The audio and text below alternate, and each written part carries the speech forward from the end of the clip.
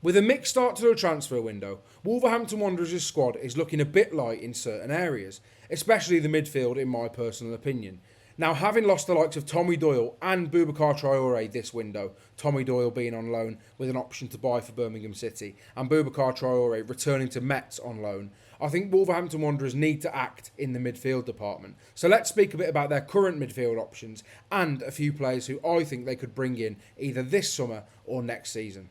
As you can see on screen, here are the current midfield options that Vitor Pereira has to work with for next season. Boubacar Traore hasn't officially been confirmed to have left for Metz yet, so he's still on this list. But let's just look at it as 4 midfield options for 2 spots at the moment, which in itself I think is concerning, especially when you look at the profiles of the players. Now, we all know that Andre and João Gomez, in my personal opinion, is one of the best double pivots in the league, but that is Wolves' starting double pivot in that sort of formation. Now, Wolves play 2 midfielders, they play wing backs, obviously play 2 10s and a striker. Now, this is a very interesting thing for me. I think when you look at it, that is no doubt, Vitor Pereira would want that for 50 games a season. He would want them to fit. I mean, that's obviously, saying that Wolves get through a lot of their competitions and get further in those competitions. But let's just say 40 odd games a season. Now, 2 midfield options there, really, that, he would love to have them fit all season, but that just isn't sort of realistic, and it's not realistic on them to expect them to play all 40 games. It just isn't feasible. Now, the idea of Marshall Monetzi, I think he would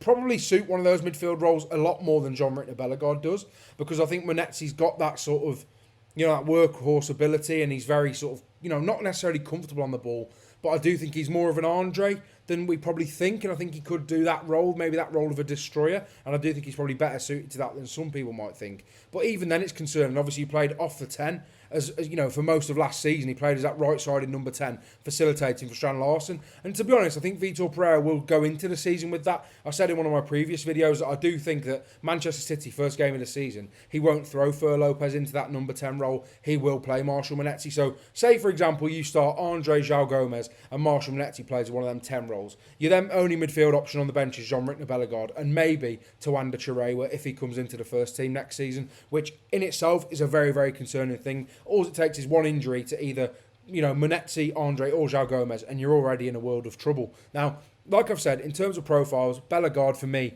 I think Vitor Pereira somewhat considers him a forward as well, really. He's played in those advanced 10 roles a lot this season. He's played out wide as well, and generally he can play a lot in those sort of midfield areas and attacking areas as well. But I wouldn't fancy him as one of those 2 players in that midfield with Andre and João Gomez. I wouldn't fancy him replacing one of them. So that's where I have my massive concerns going into next season. If Vitor Pereira really only has Andre João Gomez, Marshall Monetzi and Jean-Ritter Bellegarde to go into the season with, I think it is very, very concerning. Let me know what you think, Wolves fans, about that midfield, because I do think, don't get me wrong, they're all really, really talented players and they've all got their own individual attributes that they're really sort of, known for. But I do think that it's a massive risk if Wolves do tend to go into the season with them 4 as their only options.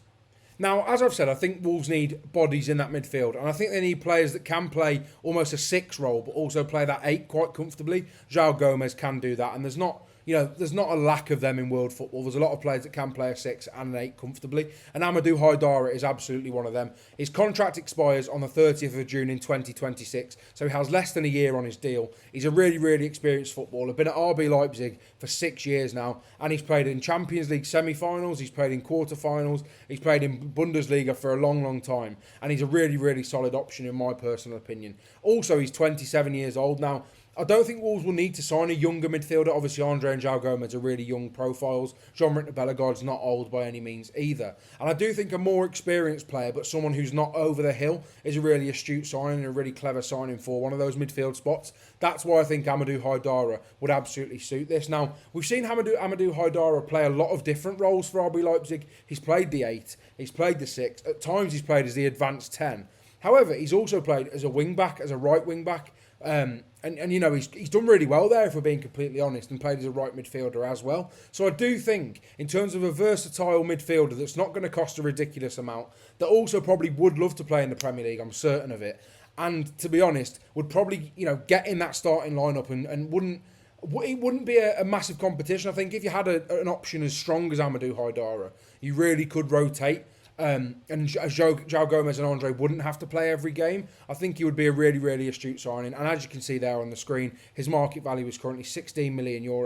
but he has less than a year on his deal. I reckon you could probably get him for around £10 million, £11 million, which I think would be a really, really clever deal. And like I say, by the time you buy him, 27 years old, a really, really smart signing, and someone that I think would be perfect for that midfield role for Wolves. Let me know what you think about Amadou Haidara. If you are a fan of him, I'm a massive fan of him, really liked him for a number of years now. And let's get into one more option that I think Wolves should look to strengthen their midfield with. Next up, I've gone for a really rogue and left field option, and I don't think it makes ridiculous amounts of sense probably to people looking from the outside in, but I do think he'd be a really, really smart signing. Again, it's 22-year-old Alvyn Sanches. Now, I really like him. He's a Swiss international. He's played one cap for the national team at 22 years old, and he's really versatile. He can play as an 8, he can play as a 10. He's also played games as a sort of false 9 at times as well, and generally he's really, really comfortable in all of them positions. And you know, it's a bit of a unicorn, really. You don't find players that young who can play at that level so high.